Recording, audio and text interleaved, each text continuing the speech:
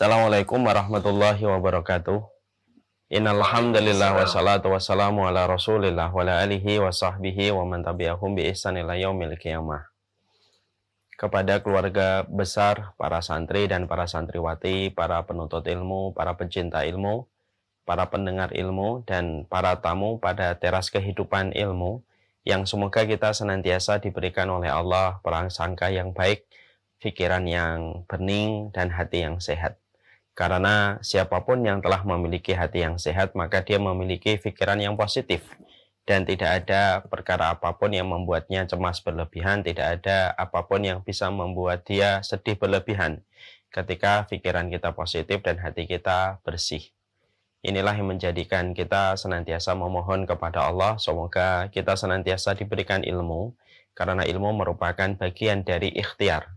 Ilmu itu merupakan bagian dari sebuah tekad yang kita lakukan di dalam mendapatkan hati yang bersih dan pikiran yang positif. Alhamdulillah, tentunya senang sekali kita pada kesempatan pagi ini kita berjumpa kembali, dan tidak ada nasihat yang paling tepat untuk saya dan untuk semuanya, kecuali adalah kita mengikhlaskan apapun yang kita lakukan hari ini dalam setiap taman ilmu yang akan kita ikuti pada kesempatan hari ini, kecuali mengikhlaskan niat kita semata-mata karena Allah. Ilmu tidak akan memberikan kepada kita keberkahan apapun, walaupun sejumput, kalau kita tidak mengikhlaskan apa yang kita pelajari, apa yang kita lakukan, dan aktivitas yang kita kerjakan. Semoga setiap para penyampai ilmu adalah orang yang paling belajar pertama kali tentang keikhlasan. Semoga setiap orang yang mendengar juga belajar pertama kali tentang keikhlasan. Dan inilah yang senantiasa menjadi ruh dalam setiap kegiatan dan aktivitas yang kita lakukan. Kita juga bersyukur kepada Allah Subhanahu wa Ta'ala pada kesempatan hari ini, pada kesempatan pagi ini, Allah masih memberikan kepada kita umur yang panjang, sehingga kita masih bisa melanjutkan estafet ketaatan yang bisa kita lakukan. Kalaupun kita belum bisa menambah ibadah kita, setidaknya hari ini kita belajar untuk banyak bertaubat dan menyesali dosa-dosa dan kemaksiatan yang telah kita lakukan dan kita kerjakan. Kalau kita tidak mampu mengungguli ahli ibadah di dalam ketaatan dan di dalam ibadah yang mereka lakukan, mari kita mengungguli dan mari kita mendekati mereka dengan kita memperbanyak taubat kita dan memperbanyak penyesalan kita. Semoga hari ini yang Allah tambahkan kepada kita, ketika kita sedang berjalan menuju kepada Allah, karena hidup itu perjalanan kita menuju kepada Allah. Kalaupun kita tidak bertambah ketaatan kita, kalaupun tidak bertambah ibadah yang kita lakukan, setidaknya harus bertambah penyesalan kita, duduk merenung sejenak, memikirkan dosa-dosa yang telah kita lakukan, dari lisan yang berbohong, mata yang berkhianat, telinga yang menikmati satu hal-hal yang buruk, dan itulah yang menjadikan kita bersyukur kalau kita diberikan tambahan keilmuan dalam kehidupan kita. Kadang-kadang manusia itu lebih buruk daripada hewan buas sekalipun. Serigala itu tidak akan memakan serigala yang lain, tetapi manusia itu justru memakan bangkai saudaranya dari apa yang sering dibicarakan, apa yang sering didengar. Inilah yang menjadikan kita, kalaupun hari ini kita tidak bertambah, mungkin tidak bertambah tahajudnya, tadi malam yang mungkin tidak qiyamul lail, yang tidak bertambah ketaatannya, tetapi minimal kita harus bertambah istighfar kita dan taubat kita. Bahwasanya Allah memberikan kepada kita waktu, Allah memberikan kepada kita kesempatan sampai pada kesempatan pagi ini, supaya kita selalu belajar mengembalikan hati kita setiap hari, setiap menit, sebelum nanti kembalinya jasad dan fisik dalam kehidupan kita. Kepada Allah kita bersyukur atas nikmat yang Allah berikan, nikmat hari ini, nikmat pagi ini dalam kondisi yang sehat, nikmat hari ini ketika kita diberikan kecukupan makan dan minum, bahkan kita mendapatkan kenikmatan sekunder, kuota pulsa yang bisa kita pakai untuk mengakses kajian pagi ini, dan kita juga diberikan rasa keamanan. Kepada Allah kita bersyukur, dan kepada Allah kita menggantungkan segala urusan kehidupan kita. Kita hari ini akan meneruskan kajian bagaimana tentang meningkatkan kualitas keberkahan di dalam keluarga kita. Kita tentunya berhajat besar. Setiap orang itu berhajat besar kepada keluarga yang qurrata ayun, keluarga yang mampu menenangkan hati, keluarga yang menenangkan jiwa. Karena siapapun yang mampu membangun keluarga, sebagaimana keluarga Qurrata A'yun, keluarga yang menenangkan, keluarga yang meneduhkan untuk jiwa, banyak sekali efek kebaikan yang kita peroleh dan banyak sekali buah manis yang kita dapatkan. Anak-anak kita berkesempatan besar untuk menjadi pemimpin-pemimpin bagi orang yang bertakwa. Anak-anak kita berkesempatan besar untuk menjadi pahlawan Islam ketika mereka lahir di tengah keluarga, ketika suami dan istrinya, bapak dan ibunya memiliki sifat Qurrata A'yun. Suaminya Qurrata A'yun bagi istrinya, istrinya Qurrata A'yun bagi suaminya. Dan itu merupakan salah satu di antara buah manis yang didapatkan. Peradaban pun akan menjadi baik ketika keluarga di dalam kondisi keluarga yang sakinah. Bahkan tingkat perzinahan pun akan mampu ditekan ketika banyak orang memiliki dekapan hangat dari keluarga mereka. Makanya sampai saya pernah kaget mendapati sebuah riset data bahwasanya ternyata rata-rata perempuan yang mau dijajak berzina itu karena mereka kurang kasih sayang dari figur ayahnya. Dan inilah yang menjadikan kita memahami betul. Kita ini membutuhkan betul bagaimana keluarga kita menjadi keluarga yang barokah. Keluarga yang bukan terkenal, keluarga yang bukan viral, keluarga yang bukan populer. Tapi keluarga yang barokah dalam kehidupan kita menuju kepada Allah Subhanahu wa Ta'ala. Tentunya inilah yang menjadikan kita akhirnya harus berani untuk mengevaluasi. Tak terkecuali saya. Bagaimana kita harus mengevaluasi kehidupan kita bersama dengan keluarga kita. Karena apapun masalah dan apapun ujian pasti ada obatnya. Selama kita mengerti ilmunya dan selama kita mengerti bagaimana kita bersikap dan bagaimana cara kita membaca setiap kondisi dan ujian yang kita rasakan. Nah, inilah yang menjadikan kita ingin memahami satu persatu poin-poin penting dalam kehidupan kita berkeluarga, apa yang harus kita lakukan, apa yang harusnya kita evaluasi dalam kehidupan keluarga. Karena ini merupakan materi yang kita butuhkan bersama. Ini materi primer. Karena salah satunya, anak-anak kita tidak akan berkualitas sampai mereka lahir di tengah keluarga yang sakinah, keluarga yang Qurrata A'yun dalam kehidupan orang tua mereka. Maka setelah kita membahas betapa pentingnya kedudukan masalah keluarga ini, nah ini pula yang menjadikan kita juga mengerti di sisi yang lain kita paham. Tidak ada sebuah ibadah ghairu mahdhah yang bukan mahdhah yang sangat dibenci oleh iblis kecuali adalah pernikahan sebagaimana persaudaraan. Jadi tidak ada satu ibadah selain ibadah mahdhah yang sangat dibenci oleh iblis kecuali adalah pernikahan dan kebersamaan atau ukhuwah. Kita lihat di dalam masalah ukhuwah. Kita banyak sekali menjumpai bagaimana setan mampu memporak-porandakan mereka yang telah menjalin ukhuwah. Bagi mereka yang belum mampu menjalin ukhuwah, bagaimana mereka tidak disatukan di dalam persaudaraan. Dan bagaimana mereka merasa benar dengan apa yang telah mereka lakukan dan begitu gampangnya merendahkan. Yang sudah bersama-sama di dalam ukhuwah pun belum tentu mereka sepi dari ujian. Banyak sekali kepentingan, banyak sekali perkara yang terkadang tidak sadar kita miliki yang menjadikan persaudaraan itu menjadi korbannya. Itu di dalam masalah ukhuwah. Sama pula di dalam pernikahan, iblis itu paling tidak suka bagaimana seseorang itu bersama. Karena kebersamaan itu dalam tanda kutip melukai perasaannya iblis. Dan iblis tentunya tidak ada sebuah niatan yang dia inginkan kecuali memisahkan antara suami istri. Bagaimana dibuat istri merasa benar dengan perasaan dan bagaimana dibuat laki-laki merasa benar dengan logika. Lalu dihilangkan sifat kesabaran di antara mereka, ujungnya adalah bagaimana mereka mampu berpisah dan itulah yang dimaksud oleh Allah. Ketika Allah menerangkan agenda dan strateginya iblis di dalam surat Al-Baqarah 102, ma yufarriquna bihi bainal mar'i wa zawjih. Sesungguhnya setan itu memisahkan antara laki-laki dengan istrinya. Dan itu merupakan strategi yang diinginkan oleh setan. Karena berbagai macam latar belakang ini, inilah yang menjadikan kita harus membahas tentang pernikahan. Dan pernikahan itu tidak ada yang baru, tidak ada yang lama, tidak ada yang senior, tidak ada yang junior. Karena bisa jadi kita menjumpai di dalam lapangan kehidupan bermasyarakat. Ada orang yang menikah 1 tahun tapi belum tentu berhasil pada tahun yang kedua. Ada yang berhasil menikah pada 5 tahun pertama, tapi belum tentu mereka berhasil pada 6 tahun berikutnya. Bahkan tidak sedikit orang yang sudah menikah 20 tahun. Kita bisa membayangkan 20 tahun bersama. 20 tahun bareng-bareng di dalam sebuah pernikahan. Artinya, hampir seluruh detail kehidupannya sudah diketahui oleh pasangannya dan tidak ada lagi yang tertutupi. Tapi 20 tahun pernikahan belum tentu dia berhasil melewati keselamatan di dalam pernikahan. Bahkan tidak sedikit ada yang menikah sudah 30 tahun pun akhirnya kapalnya bergoyang dan akhirnya kapalnya ambruk dan tenggelam di antara samudra ujian pada kehidupan. Dan itu menunjukkan kepada kita bahwasanya Masya Allah ya, itulah yang kita khawatirkan, bahwasanya pernikahan itu merupakan ujian yang tidak pernah kita duga kapan datangnya, sebagaimana cuaca di kota yang tidak pernah kita tahu.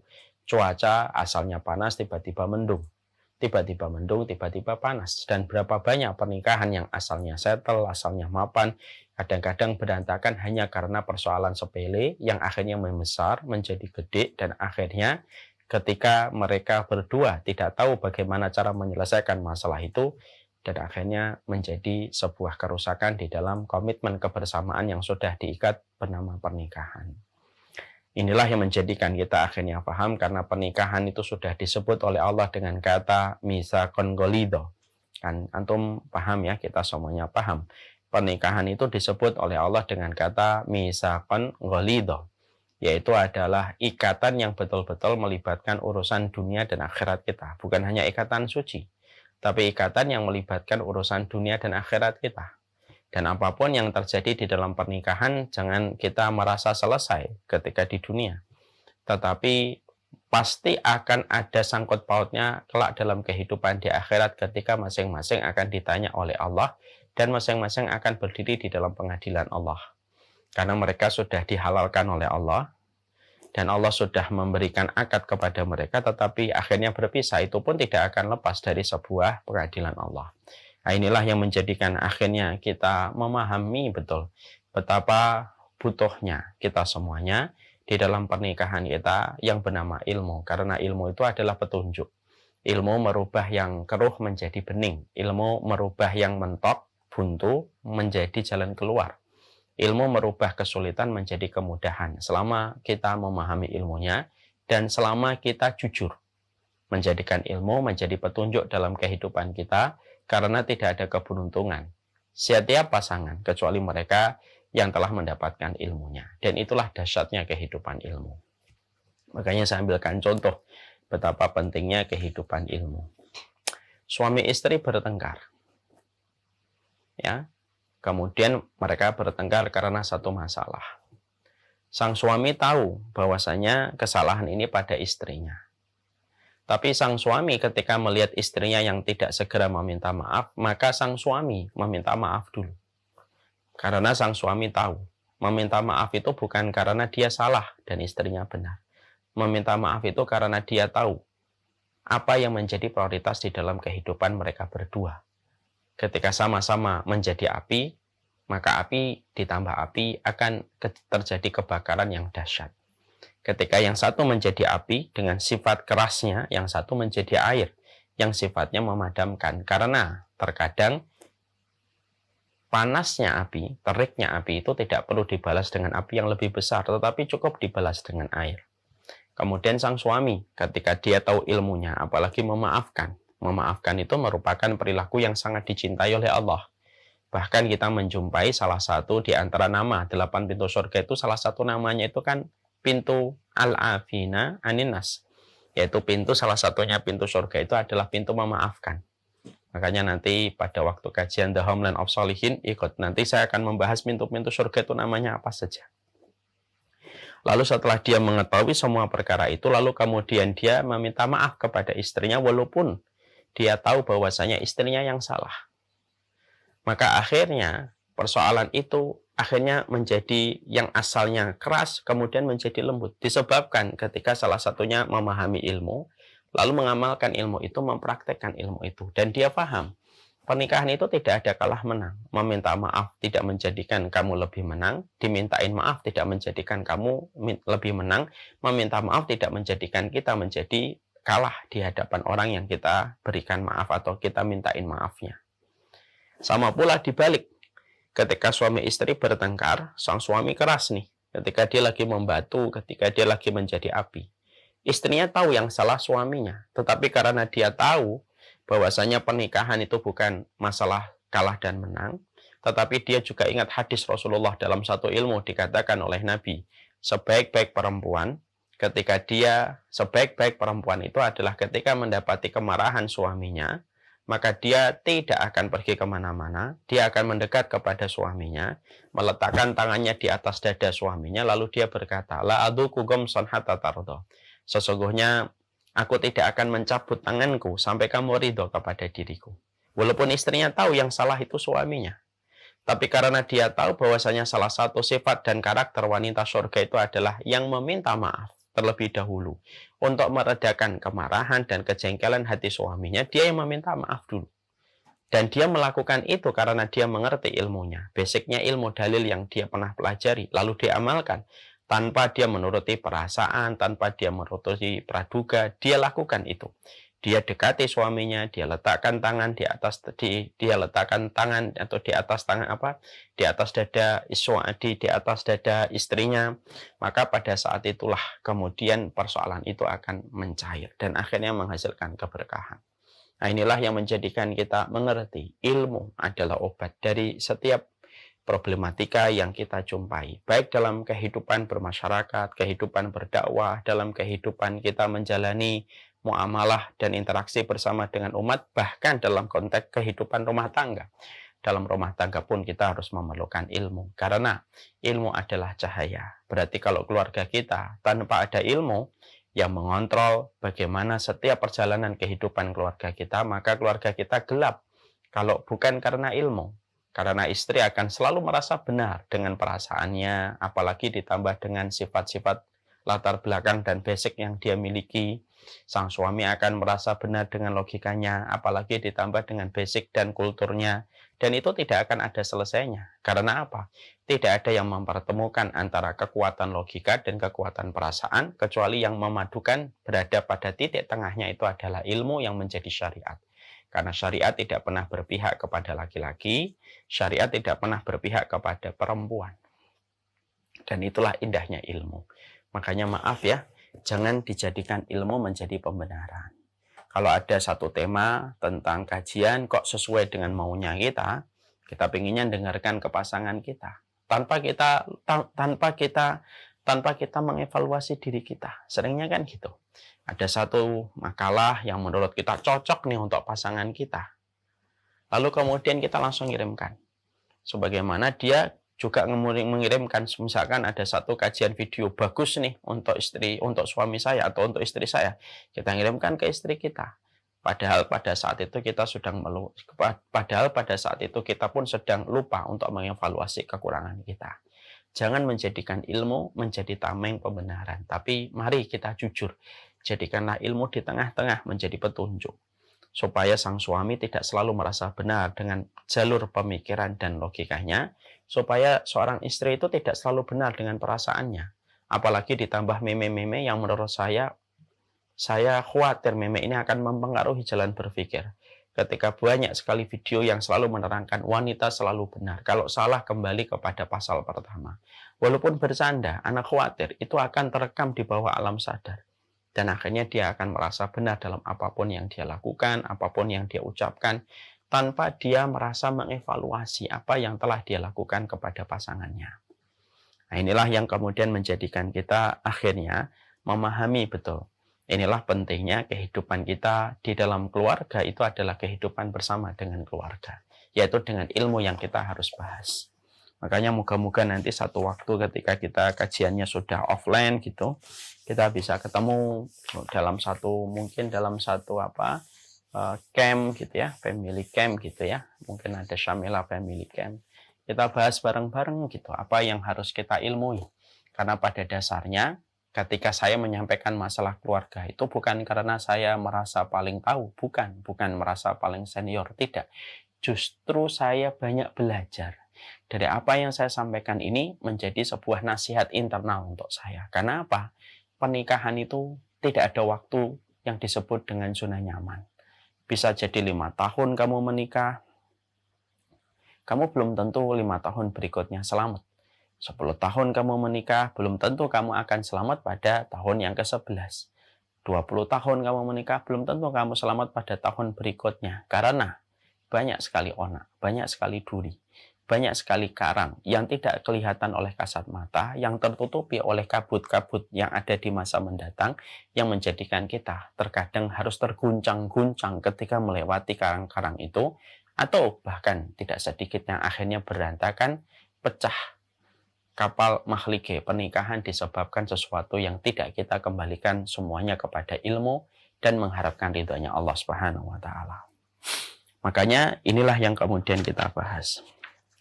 Sekarang mari kita membahas salah satu persoalan mendasar yang kita harus mengerti di dalam pernikahan itu adalah pernikahan itu harus betul-betul memperhatikan urusan niat. Walaupun ini tampaknya klise, walaupun ini tampaknya normatif, sering sekali dibahas dalam banyak sekali kesempatan dan banyak sekali dibahas oleh para ustadz. Tapi pada dasarnya adalah sesungguhnya memang tidak ada satu ibadah kecuali ruhnya itu adalah keikhlasan. Bahwasanya pernikahan itu betul-betul karena Allah. Karena pernikahan itu apabila didasarkan karena cinta semata, maka cinta itu bisa berkurang dengan kekecewaan. Kalau menikah hanya karena kasih sayang yang nampak, menggebu-gebu di awal kita mengenalnya, maka itu pun akan bisa menipis disebabkan berbagai macam kesalahan yang dilakukan oleh pasangan kita. Pernikahan itu harus berdasarkan ihtisab. Pernikahan itu harus berdasarkan ihtisab. Ihtisab itu apa? Ya mengharapkan pahala di sisi Allah. Inilah sumber energi bagi orang yang beriman di dalam pernikahan mereka, bahwasanya pernikahan itu harus betul-betul berdasarkan ihtisab. Satu kata yang sering dilupakan, bahkan tidak sedikit banyak orang menikah tidak mengetahui arti ihtisab itu apa. Ihtisab itu ihtisab. Ihtisab itu mengharapkan pahala di sisi Allah. Masih ingat hadis tentang masalah Ramadan, ada kata ihtisab di dalam hadis Ramadan. Faman shoma Ramadhana imanan wahtisaban, ghufira lahu ma taqaddama min dzambihi.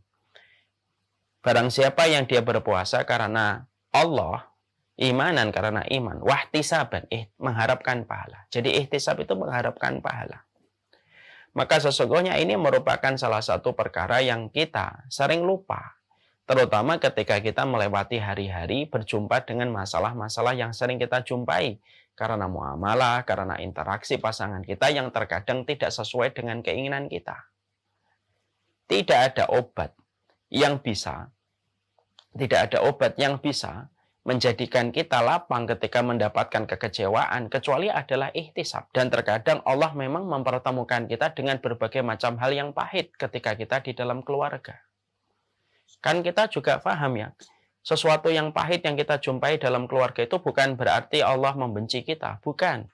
Kadang-kadang kita jumpai dari sesuatu yang pahit dari pasangan kita, karena yang pahit itu belum tentu buruk. Bukankah banyak obat dan banyak jamu yang pahit tetapi ujungnya adalah kebaikan? Ya.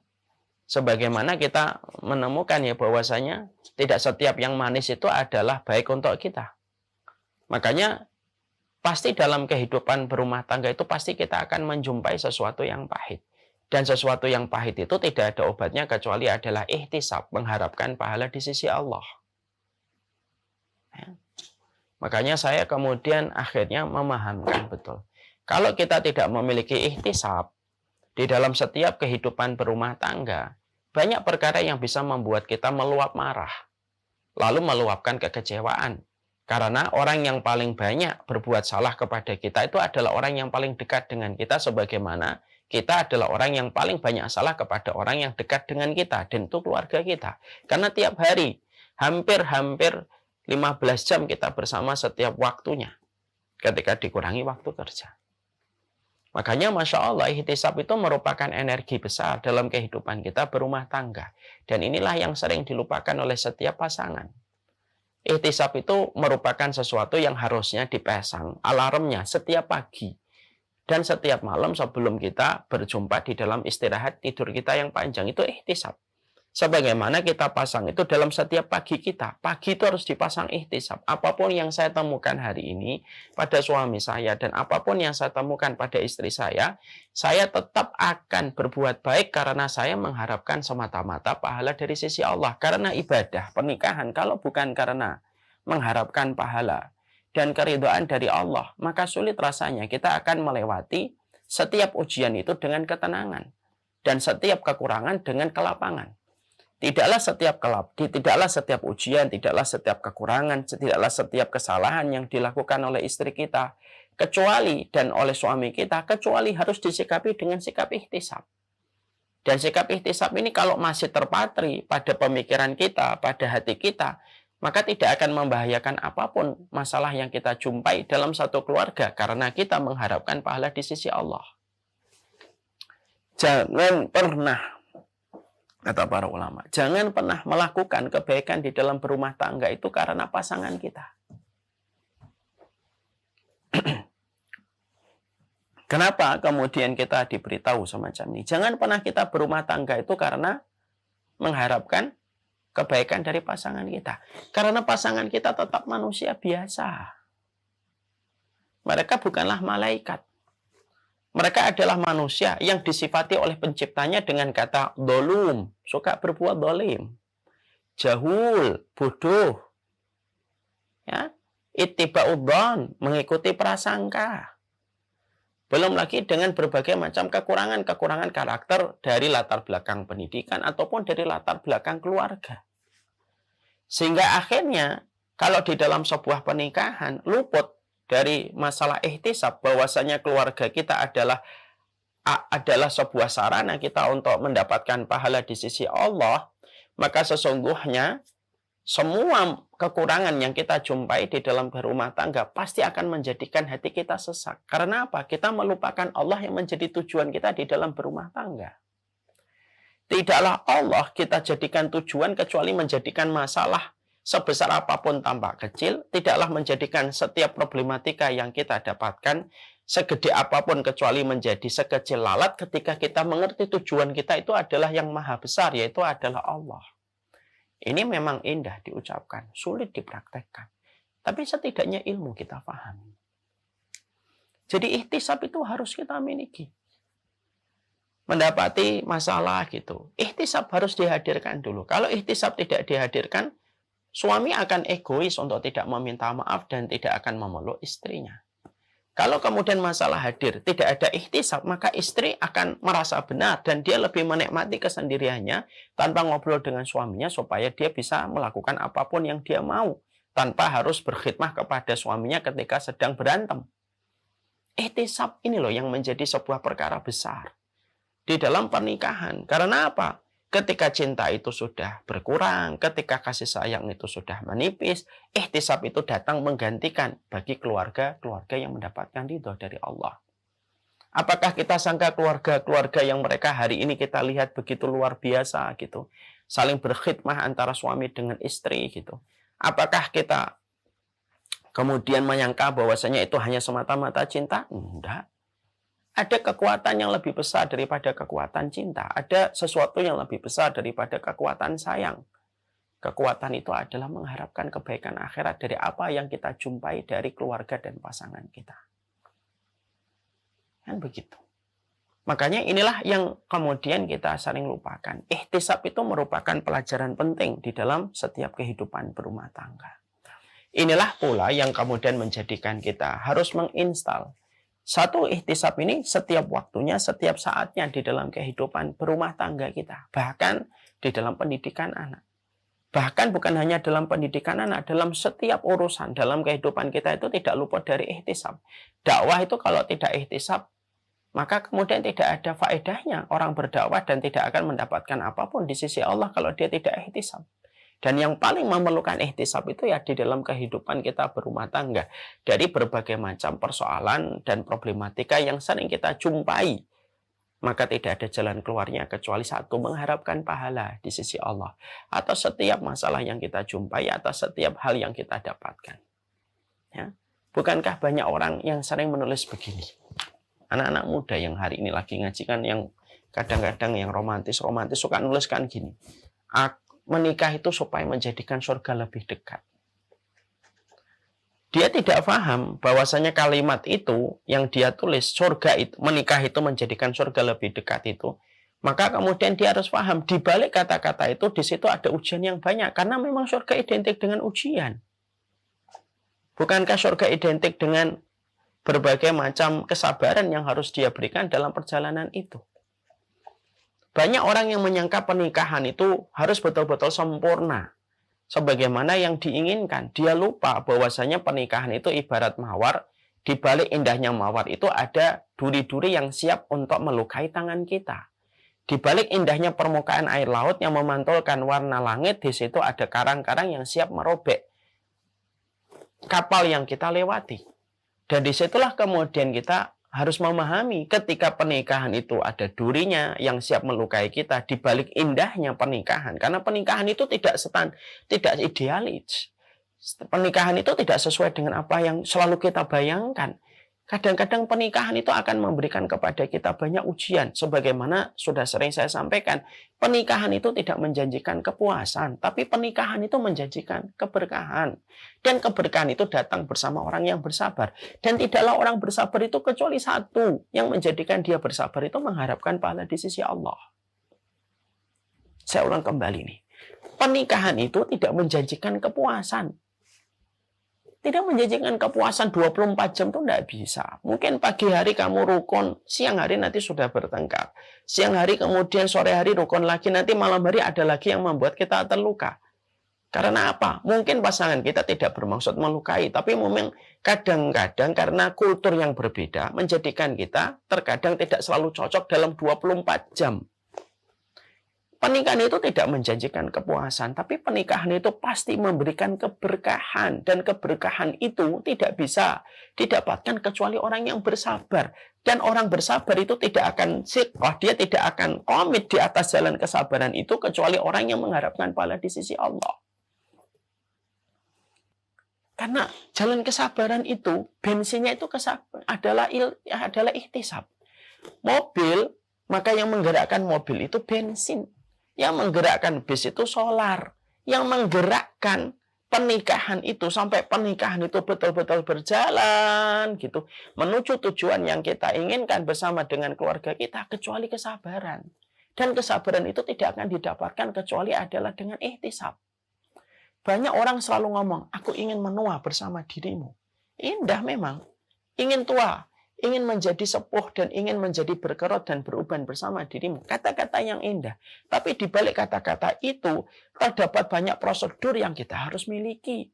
Dan salah satu bentuk prosedur itu apa? Yang paling penting dalam perjalanan menuju menua bersama itu adalah sebuah kesabaran. Dan kesabaran itu ibarat mobil tidak akan berjalan kecuali suamimu mengharapkan pahala ketika bersama dirimu dan istrimu mengharapkan pahala ketika bersama dengan diri saya. Makanya nanti coba kita amalkan nih. Nanti saya juga ngamalin nih untuk istri tercinta saya, Ibu. Nanti semua yang di sini mengamalkan nih. Kita ngomong nih sama pasangan kita, yuk. Berbuat baiklah kepada saya. Karena kamu akan dipanggil 8 pintu surga. Dan saya akan berbuat baik kepada dirimu. Karena sebaik-baik laki-laki adalah yang paling baik kepada istrinya. Ayo kita belajar bareng-bareng tentang ihtisab. Dan itu harus disadarkan. Bareng-bareng. Ini sebuah kalimat besar. Dan ini merupakan sebuah ruh dalam sebuah ibadah. Apalagi ibadah yang paling panjang. Dan kita semuanya sudah tahu. Ibadah yang paling panjang itu apa? Ibadah paling panjang itu adalah yang bernama pernikahan. Ihtisab itu harus hadir. Bukan hanya ini loh. Semua ibadah itu sebenarnya perlu ihtisab. Antum-antum yang hari ini jadi relawan dakwah, khidmah dakwah. Saya sampaikan khidmah dakwah itu nggak ringan, akhi. Banyak orang yang sering berkata, saya ingin khidmah sama Ustadz. Tapi ternyata terkadang mereka tidak paham konsekuensi dari arti khidmah itu apa. Khidmah itu totalitas dalam pengorbanan tanpa mengharapkan pamrih kecuali Allah. Kenapa kita harus begitu? Karena kalau kita berkhidmah, mengharapkan kebaikan dari orang di sekitar kita, belum tentu dia bisa memberikan kebaikan kepada kita setiap waktu dan setiap saat. Tidak bisa. Apakah berdakwah juga ringan? Berdakwah ini kita akan berjumpa dengan pro dan kontra, antara yang tepuk tangan dan mencibir, antara mata yang berbinar dengan mata yang sipit. ketika memincingkan mata, tanda ketidaksukaan dia kepada kita. Itu pasti kita jumpai. Tidak ada yang bisa melewati semua ujian itu kecuali ihtisab. Memang mengharapkan pahala dan mengharapkan surga kok. Dalam kehidupan berumah tangga pun sama. Di dalam kehidupan berumah tangga pun kemudian kita harus menghadirkan betul di dalam perkara ini. Kita duduk 1 menit, 2 menit, 3 menit, 5 menit lah sama istri kita, sama suami kita. Kita ihtisab yuk. Mi, ibu, bunda, Umi, ayo kita ihtisab yuk. Kalau kamu sedang mendapatkan kekecewaan dari aku, maka saat itu jangan mengharapkan kebaikan dari aku dulu. Harapkan pahala dari sisi Allah. Supaya kamu tetap berbuat baik. Sebagaimana ketika saya mendapati kekurangan dalam dirimu, kesalahan dalam dirimu, saya tidak akan mencari kebaikan dulu dari dirimu. Saya kemudian akan mengharapkan ihtisab di sisi Allah. Kan itu yang kemudian Allah sampaikan. Faman kana yarju liqa'a rabbih falyamal amalan salihah. Bukankah Allah yang menyampaikan? Faman kana yarju liqa'a rabbih. Siapapun yang mengharapkan pertemuan dengan Allah, falyamal amalan salih. Hendaklah dia beramal salih. Artinya amal salih yang dibangun itu karena mengharapkan bertemu dengan Allah, berjumpa dengan Allah, mengharapkan pahala dan rahmat di sisi Allah. Dan itulah yang membangun dalam kehidupan berumah tangga kita. Manusia itu tidak bisa berbuat baik terus-terusan. Suamimu bukan alat pemuas atas semua ekspektasi dan apa yang kamu inginkan. Istrimu bukan alat pemuas dari semua yang bisa kamu harapkan setiap waktunya dan setiap saatnya. Istri dan suami itu bukan alat pemuas untuk memuaskan semua gelora keinginan kita, semua ekspektasi kita setiap waktunya. Tidak bisa. Mereka juga punya masalah. Mereka juga terkadang ada problem yang ada di dalam diri mereka. Terkadang ada satu masalah yang menyita pikiran mereka. Dan kita tidak menggenggam seluruh kehidupan pasangan kita. Jadi suami itu bukan berarti kamu menggenggam semuanya 100% kehidupan istrimu. Dan kamu menjadi istrinya. Bukan kamu menggenggam 100% urusannya dia. Tetap bagaimanapun dia punya sisi-sisi terdalam antara dirinya dengan Allah. Dan itu tidak bisa menjadikan kita akhirnya mendapatkan kepuasan setiap waktunya. Berkeluarga itu tidak menjanjikan kepuasan, tetapi pasti memberikan keberkahan. Bukankah di balik laki-laki yang bersabar, maka dia lebih besar kemungkinan dibagikan pintu surga?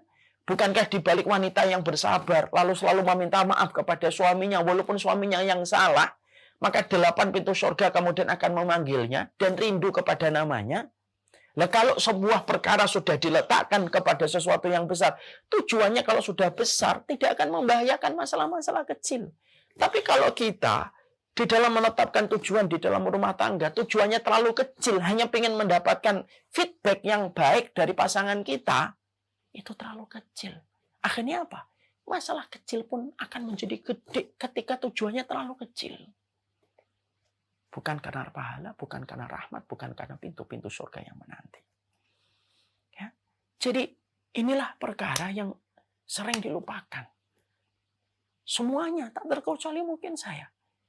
Betapa cepatnya kita lupa materi ini ketika sedang bertengkar. Lalu kemudian suami kita jadi api, kita ikut-ikutan sebagai istri sebagai api. Kita lupa bahwasanya kesabaran kita ketika menghadapi suami kita yang jadi api. Di situ ada 8 pintu surga. 8 pintu surga hilang entah kemana. Sama ketika suami lagi mendapati istrinya lagi marah, dia lupa bahwasanya ketika dia menghadapi istri yang marah itu dia lupa bahwasanya istrinya itu makhluk yang bengkok, diciptakan dari tulang yang bengkok, sudah memang banyak kekurangannya. Rasulullah sudah menyampaikan istri itu paling cepat lupa kebaikan sang suami. Semuanya kemudian lupa dan akhirnya hilang pelajaran ihtisab. Coba kalau ihtisab hadir setiap waktunya. Setiap pagi alarm bersama dengan alarm handphone kita yang membangunkan kita jam 3, setengah 3, setengah 4. Bersama dengan hidupnya alarm kita menghidupkan ihtisab. Apapun masalah, apapun ujian yang saya dapatkan hari ini, saya akan mengharapkan cuma pahala dari Allah. Apapun kelelahan saya ketika nanti gendong anak nakal, anak itu atau karena anak-anak aktifnya luar biasa, saya akan letakkan ihtisab menjadi ujung dari kelelahan saya. Apapun nanti yang dilakukan oleh istri saya, apapun perkataan yang disampaikan suami saya dan perbuatan dia yang terkadang tidak mengenakkan bagi saya akan mengharapkan pahala semata-mata karena Allah, karena saya tahu suami saya bukan alat pemuas, sebagaimana saya juga bukan alat pemuas untuk suami saya. Kan indah kan? Dan itu yang sering dilupakan orang. Ihtisab. Pelajaran tentang ihtisab ini pelajaran yang paling sering. Manusia itu menjadi amnesia. Terlebih lagi ketika sudah dipancing dengan berbagai macam hal yang membuat emosinya marah. Udah ihtisab itu entah kemana. Seakan-akan dia tidak yakin kepada iman kepada Allah dan hari akhir. Makanya kata iman kepada Allah dan hari akhir itu, kenapa kok digandingkan terus Ustadz? Al-imanu billahi wal yaumil akhir. Karena manusia itu kalau tidak kemudian dia itu beriman kepada Allah, kalau tidak ingat hari akhir yang akan menjadi balasan manis atas apapun yang dia lakukan, dia akan bisa berbuat baik. Seorang istri kalau tidak ingat hari akhir bahwasanya ada 8 pintu surga dan itu harus dihadirkan setiap waktu, maka dia tidak akan bisa berbuat khidmah kepada suaminya.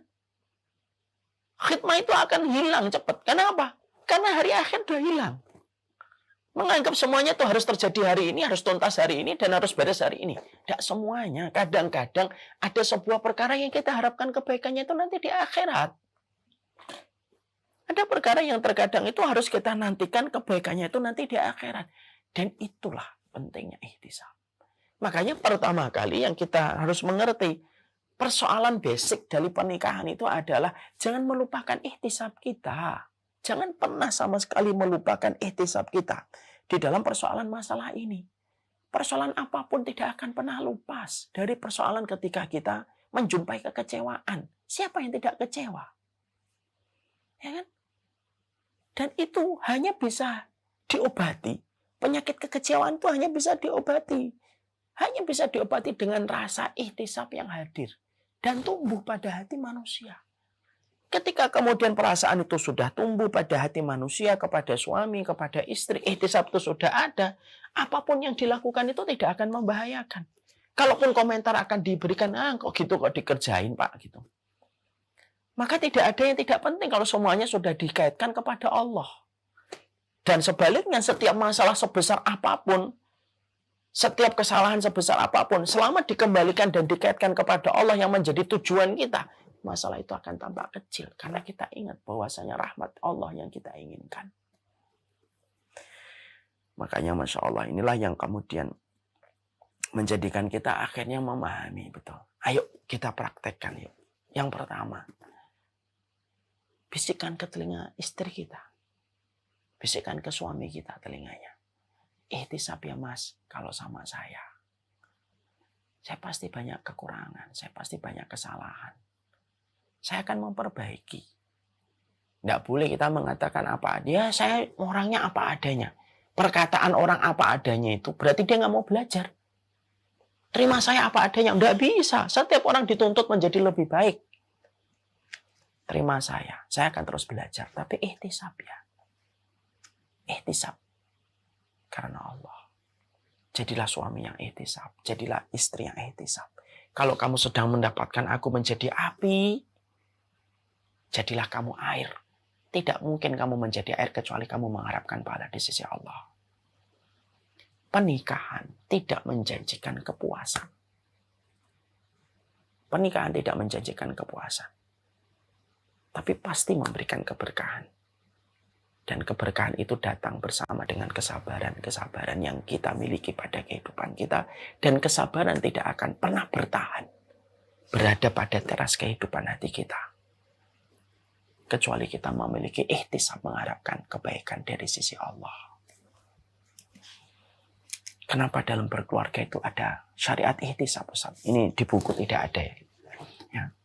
Kenapa di dalam pernikahan itu harus ada ihtisab, Ustaz? Karena Allah tahu manusia itu memang tidak bisa membalas semaksimal mungkin. Yang bisa membalas semaksimal mungkin khidmahmu, wahai istri, Allah, bukan suamimu.